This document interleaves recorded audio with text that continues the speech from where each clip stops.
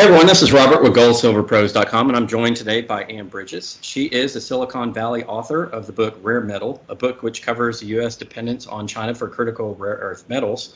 And she most recently co-authored a book with Dr. Ned Mabula named Groundbreaking, America's New Quest for Mineral Independence, which discusses the U.S.'s dependence on other countries for our mineral resources. Thank you for joining, Ann. How are you? I'm fine. Thank you very much for having me. It's a pleasure to talk to you. So tell us a little bit about your career in Silicon Valley. I was really interested in this, and then specifically your experience in telecom and how that really changed from the time that you joined until the time that you left. Okay, so I actually started in Silicon Valley in the cable television industry when that was the hot, sexy industry growing up. And being here in Silicon Valley, we actually use a lot of the leading edge technologies that people were just experimenting with. So the concept of video on demand and interactive television, these were the ideas that were bubbling up in Silicon Valley because they had all this computer technology, and they were very frustrated that they had the entrenched interests of the telephone companies. Cellular was just starting, and wireless couldn't handle a lot. And broadband, and the concept of two-way broadband was the purview of the cable television industry, who notoriously was slow, poor.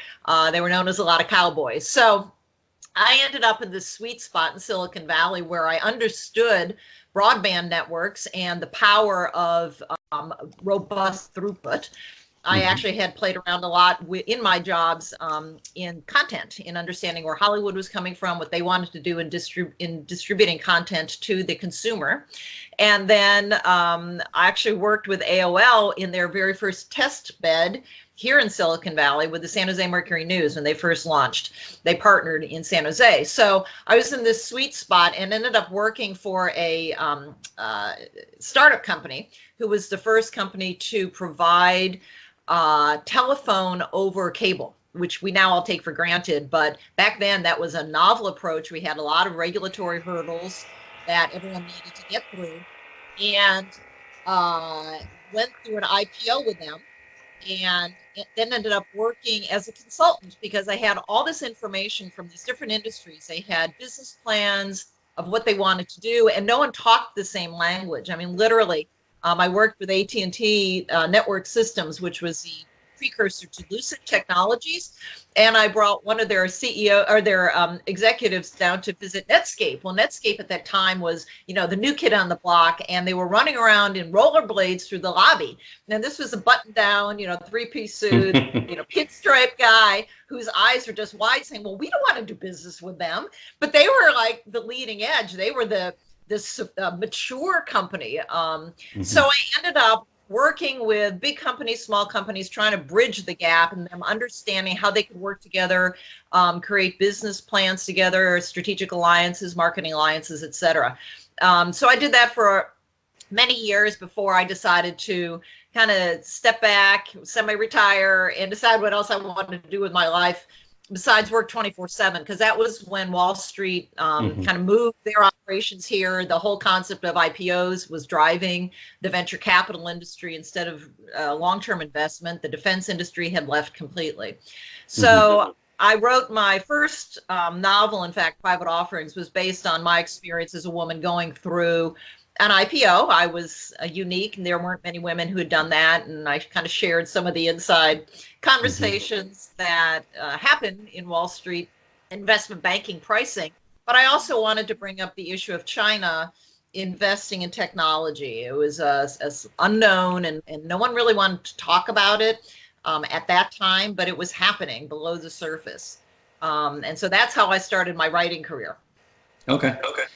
Interesting. Yeah, I used to work in the consulting industry and remember those days of 24/7 and being tied to your phone. Yeah, it was 7-day work weeks, 12 hours a day.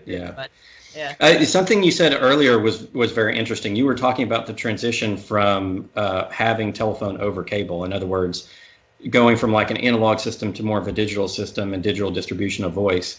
And I feel as though I work in telecom right now. I work for one of the two big providers in the U.S.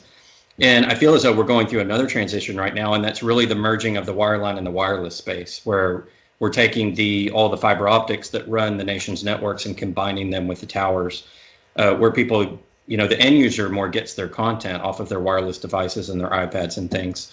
And there are a lot of legal hurdles there where we're wanting to go ahead and integrate because we think that there are cost efficiencies there.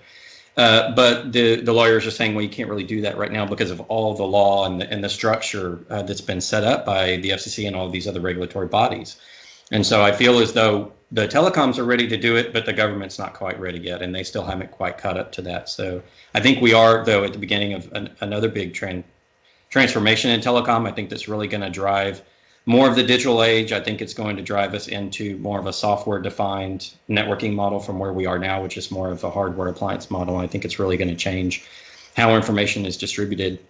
And I know that we were chatting a little bit before the interview about software and engineering, and I wonder if we could get into talking about that for a moment. One of your recent interviews you gave with Dunnigan on Reluctant Preppers channel, you were talking to him about the STEM programs and how they may be emphasizing certain skills over others and how that may or may not be supporting the needs that America has for its next generation of entrepreneurs and its next generation of engineers, and also for not only the technical side of the industry, but also for our minerals as well. So if you could talk about that for a moment. Sure. So STEM started, I think, when we realized we were needing to import, in essence, engineers with math skills. So we had this H-1B visa program, and there was this, I won't say it was resentment, but an awareness that the best jobs were all of a sudden going to non-citizens because of our school system. And so we introduced this concept of STEM, which included science and technology, but it seemed like it morphed into engineering because it became coding. If kids could code, there are groups called Girls Who Code. And that's the big thing. And it seems like they're pushing more for the jobs in the industry, as opposed to really understanding that what we as a country need is to make sure that we have the expertise, the knowledge, the really breakthrough research that is necessary for us to stay competitive on the world market for geopolitical gains. And no one really wants to talk about this, but if you look at countries that haven't invested in R&D and technology, they eventually become beholden to the ones that do. I mean, America won against the USSR because eventually we had more technology. But China right now is just beating the pants off of us in some very specific areas relating to intellectual property, for example. I did a story for La Court News where it was actually showing how America, Japan, all the leading countries who before had quite a bit of breakthrough research in rare earth elements, meteorology, etc., had just declined to the point where 98% of it is coming from Chinese scientists and Chinese researchers. And you can say, well, it's just intellectual property, who cares? Well, the reason that's important is because eventually that becomes the foundation for the next generation of communications, whether it's 5G to 10G or whatever we end up doing. If we don't have our school system set up and emphasizing those same kind of skills, which starts with fundamental math and science and breaks into supporting jobs in the industry, which I think is the biggest issue, that there has to be an emphasis on a way for these people to make a living in the United States and keep their breakthroughs on this country's soil. Otherwise, they just pick up and move. I have a friend who works for a geology company, and they're everywhere except the U.S. Basically, earthquake here, but they're in South America, China, India, because those countries allow them to mine and allow them to explore, while the U.S. is keeping so much of our land off limits to any kind of exploration and development that if you have a geology degree, you're not staying here. Yeah, you mentioned a lot of things there that we could unpack, and I'm just going to take a little bit of a tangent. I spent a lot of time with Canadian mining companies, and I've done a few mine tours in the last couple of years, as well as going up to Vancouver and Toronto to meet with their executive teams. And yeah, a lot of the engineers, when they graduate from, say, the Colorado schools or wherever, they'll go off to work in Canada for these mining companies. And there aren't a lot of U.S. mining engineers anymore. It seems like there's some holdovers from some of the older large companies, but there are so many roadblocks being put into place for doing additional mining.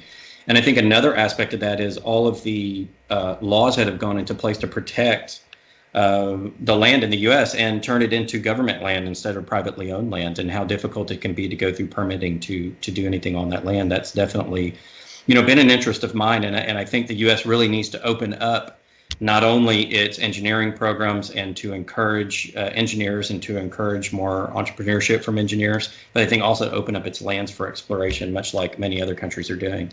And I think that has led us to dependence on, say, China for rare earth metals. And I know that you wrote a book on that called Rare Metal. So if you would talk a little bit about your background in the rare earths and what your concerns are there for the U.S. Sure. So after my first book, I was kind of searching around for a topic that was also fact-based, but an untold story, which is where I focus on my fiction. And in 2010, China had embargoed Japan for rare earths, and I understood the implication for our technologies and our hardware, and no one was talking about it. Literally, it was barely got press, and no one was willing to admit that there was a big hole in our reliance on China and technology for this. But basically, if China decided to embargo the U.S., we'd have a similar problem because Japan's technology manufacturing basically tanked, and they ended up having to reach out to Australia to support them and source more rare earths. So I decided, rather than try to do this through a nonfiction, I decided to write a fictional. What would happen if China embargoed us? And I wrote the whole novel. It was very Silicon Valley focused, very business focused. And when I sent it out to other people to kind of vet the technology behind it and vet the geology, I ran into a gentleman called Jim Kennedy, who had spent many years beating his forehead against the Department of Defense, Pentagon, trying to get them to realize that we have this really major national security risk. He had been in the military, and he was very concerned about it. And he convinced, well, it didn't take much convincing, but he convinced me basically to put more of a political edge to it and broaden it to the geopolitical spectrum, what would happen. So I did that, and that ended up catching the attention of both the Pentagon. He told me a couple of years ago that he actually went back to the Pentagon and someone pulled him aside and said, now I'm going to tell you something, and I don't want this to be showing up in any book. Because I literally took, he quoted, it was, not attributed, but he basically told me some of the conversations, and I put them in as verbatim as I could and, melded them into the story. Sure. But whoever spoke recognized his own words. But anyway, that ended up catching the attention of Dr. Ned Mamula, who is a very well-respected geologist.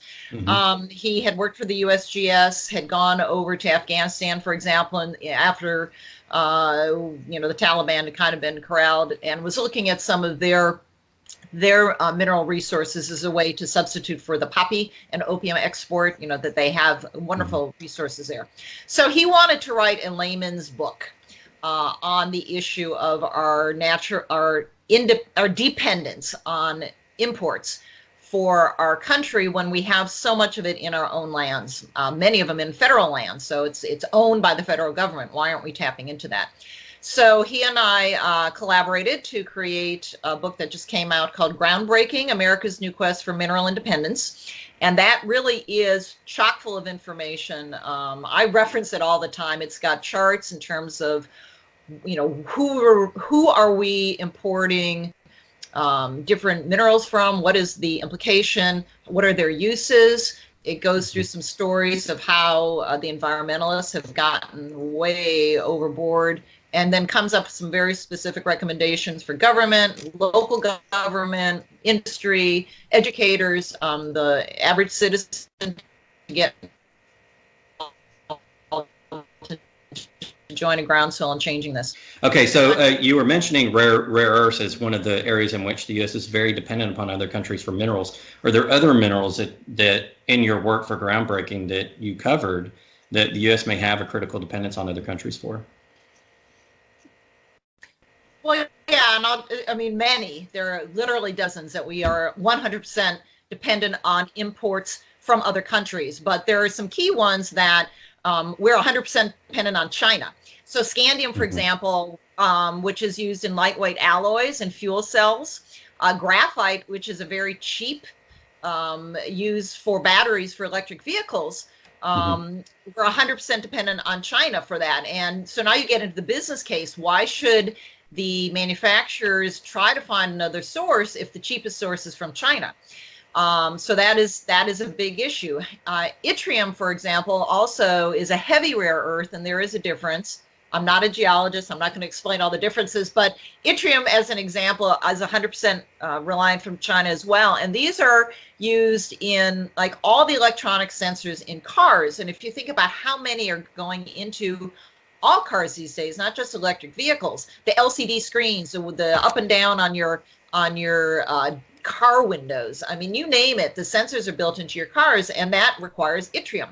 So the issue is really not just where we get the minerals from or who has them in the ground. It really is the entire supply chain that you can mine them, refine them, purify them, and then make them into a metal that then can be manufactured. And if you think about how little we actually do on our own shores in that process, it is a much bigger picture.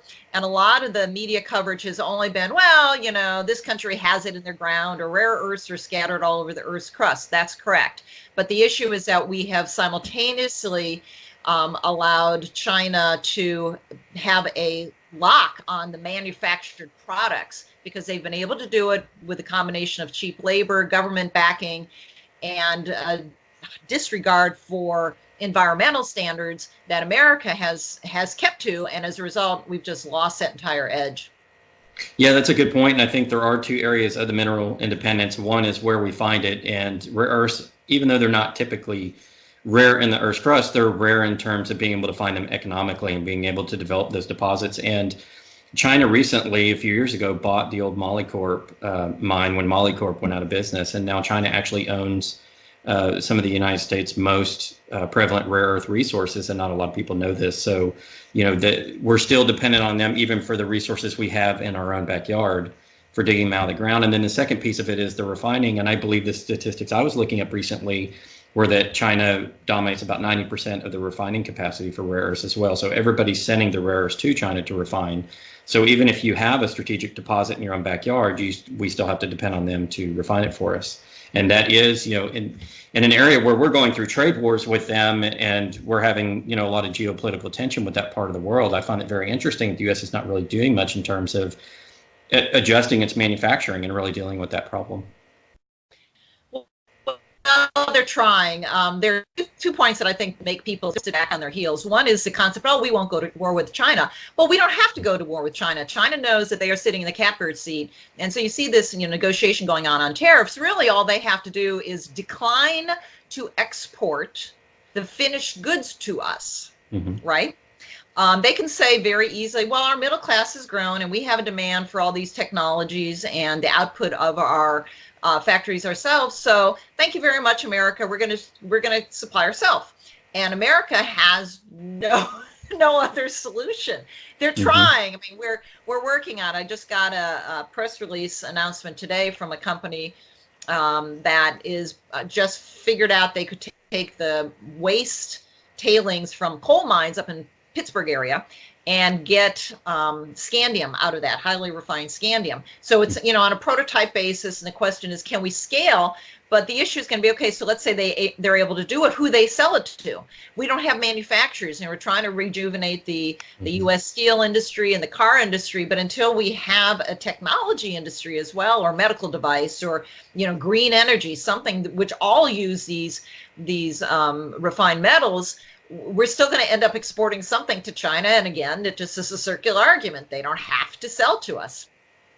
And this is what you noticed before when you're in Silicon Valley, was the rise of sort of the new technology company, so dependent on software and so dependent on the hardware manufacturing and the end product manufacturing from overseas. And do you see the U.S. rebounding from that? And are you aware of companies attempting to reestablish sort of that internal supply chain that we used to have? You know, Elon Musk is constantly pointed to, but I'm sorry, he's kind of a laughingstock out here. Yeah. He's gone into so many different directions, people scratch their head. I've talked to a number of engineers about this issue, and unfortunately they say, well, as long as we are getting it from China, why should we rock the boat? Why should we worry? And if there is a better, if they end up holding something back, we'll just spend more money to buy something that's a little bit better. Gold is a great conductor. It's just costs more than copper. Or we'll just design it ourselves. But I think that's a little foolish and arrogant to believe that we have the metallurgy know-how, because that is, to go back to the original conversation, that is where our schools have not been embracing this at this fundamental level of understanding metal sciences and how to play around at the almost the nanotech level. There was an effort to do this in Texas many years ago, but it never really went anywhere because you need this supply chain, you need this whole ecosystem, and where Silicon Valley has done well over the years is having this ecosystem where someone develops an app, they immediately have Apple to sell it on their phone, and then everyone jumps in, and you've got Facebook. You've just got all these software and services here in Silicon Valley that allow people to very quickly cross-pollinate. You don't have anything like that in hardware anymore. You used to when the military was here, and DARPA was out here funding the research and knowing that they could sell to Lockheed, for example. But that hasn't existed here for decades. Yeah, and you mentioned Texas schools. I live in Texas, and they do have a big emphasis on engineering, but through software, through virtual worlds. So Minecraft, for example, they've started putting that in the schools to teach kids how to build things, but it's all in a virtualized environment, and it's not really with their hands, and it's not. And what that game doesn't teach, and what the school system doesn't teach, is the actual uses of those metals, where they're found, how they're utilized. And recently my family went out to LA, and we went to the Griffin Observatory out there, and they have one neat corner of that observatory talks about the periodic table, and it has most of the stable elements in like a container on the wall, arranged in the periodic table. And I was explaining to my kids what each of the elements did, and it's like they had never heard of half of them before because it's just not emphasized. The school district is really going for the software approach. It's the programming, and it's the virtual reality sort of approach to learning. Well, the other thing that these schools went into with science is environmentalism, climate change. And that has been the emphasis of science. And the problem is that they have ignored in that teaching that all this green tech requires mines. Right? They not just the exotic or rare ones, but copper. When we started putting this book together and recognized the concept of gateway minerals, which are basic minerals which can be mined and have value, but then the output of them are these rare earths that we've been talking about so much. But copper, for example, is required to go into every single electric car.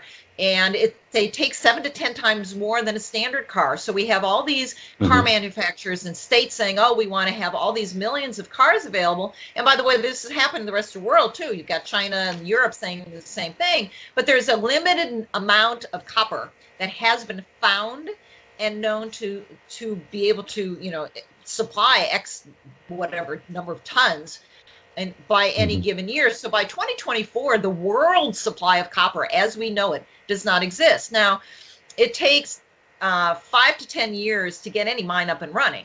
So that means today we have to be thinking about a minimum more copper being found and mined and permitted, that in-between step, in order for us to be able to accomplish any of the green goals, whether they're done by regulation or done by market demand. It doesn't really matter. If that's the direction we're going in, we need more copper. We have to put, charging stations everywhere. You just you need electricity if you're going to rely on it.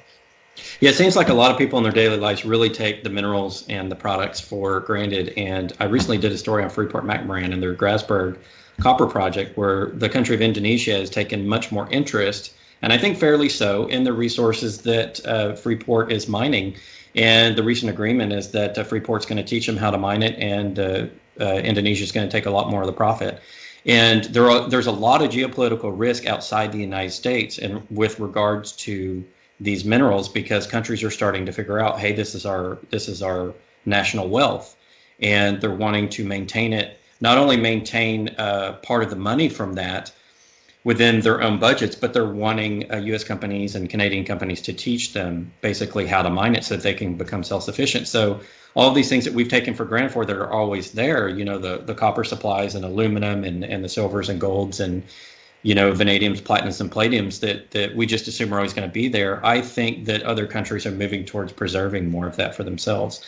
And so really we need to be looking down the supply chain to secure our future resources, whether it's here in the United States or with other friendly nations that would be willing to supply those for us and help us build that manufacturing chain. And hopefully that's where we go in this country, is developing that sort of policy. But I just don't see that policy quite yet. I think we're in the early stages. I think Trump is trying to do a little bit with, like you said, the steel manufacturing, but it seems like we're really at the infancy of sort of looking at where we need to be in terms of natural resources. And from your perspective, how long do you think this will take? Do you see there's a large appetite on Capitol Hill for looking at our mineral independence? And if we started today, how long do you suppose that would take to? Well, I think that if we started today, I think the same number of years applies. I mean, if we went to war today, I mean, you look at what the Manhattan Project did in a couple of years. If we went to war today and said, screw it, we're going to do whatever we need to do, we could probably get it done in a few years, okay?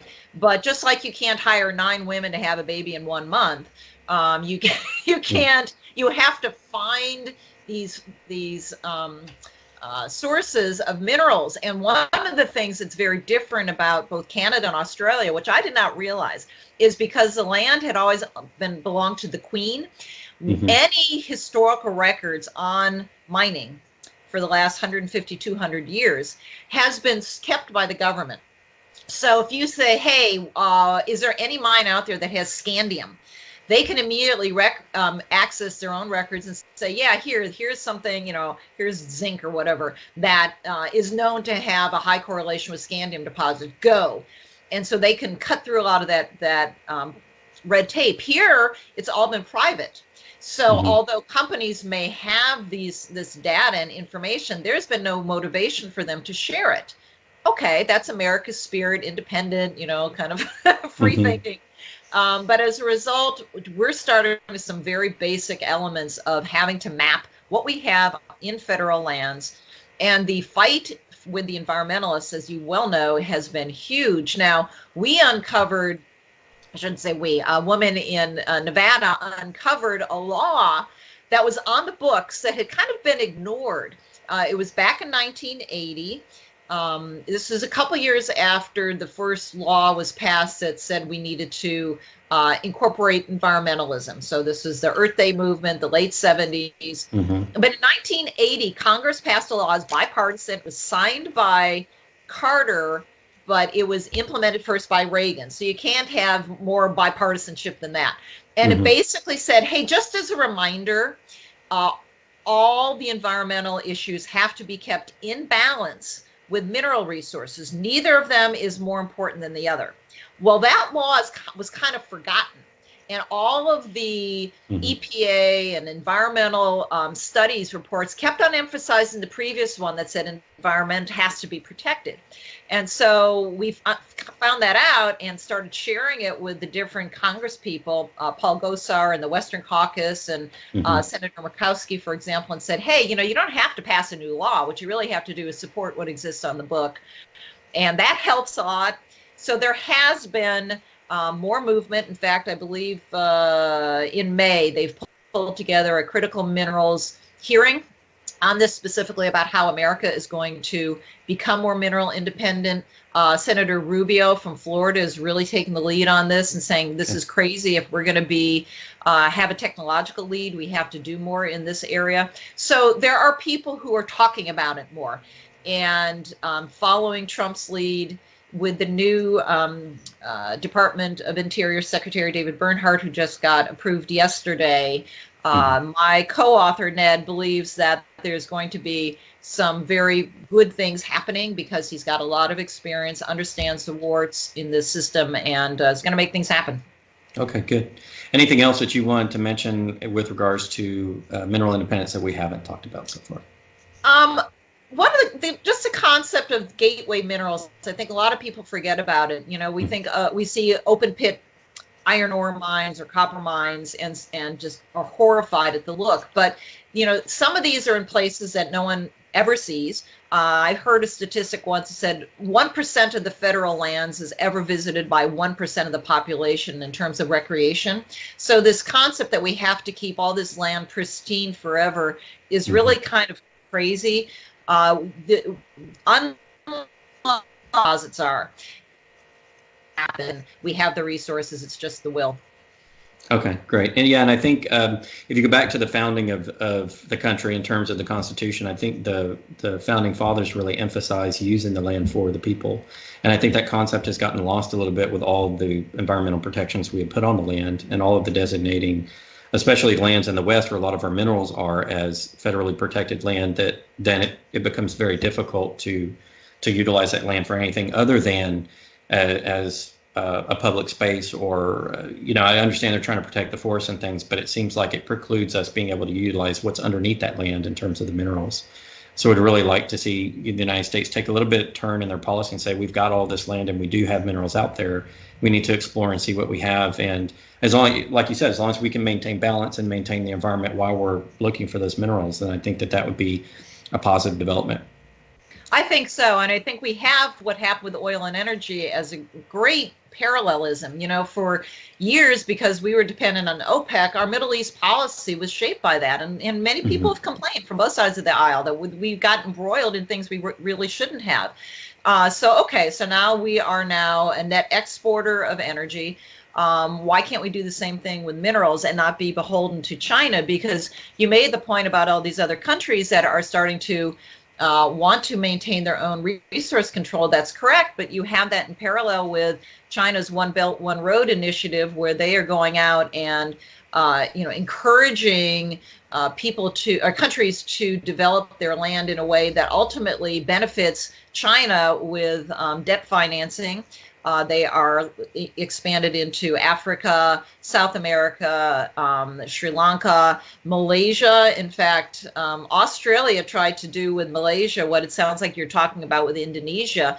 And there is a rumor, and I will say it's a rumor, that the new prime minister of Malaysia was very sympathetic to China, let's put it that way. And all of a sudden, all these new environmental issues and roadblocks are blocking Australia from doing that purification refining in Malaysia. So it's a political issue. There's no way around it, and therefore I think America has to think ahead and say, what do we need to do to make sure we have our submarines have the latest equipment and we provide our soldiers with night vision goggles, because that all requires rare earths.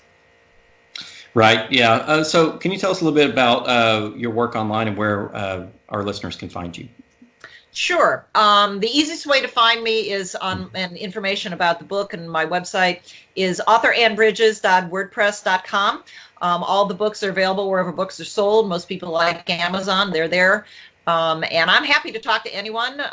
If you have follow-up questions, feel free to reach out to me, and I'll be happy to answer you. Absolutely. So do you have any other projects that you're working on now that you wanted to preview a little bit for people?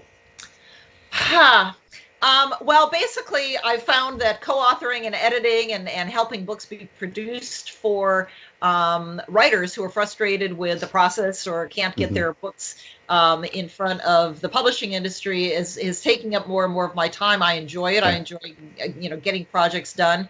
But I still have a couple books left in me, yeah. Oh, good. Well, I look forward to that. Well, Anne, thank you so much for your time. It's been an absolute pleasure, and I appreciate the interview. Thank you very much. I hope it helped.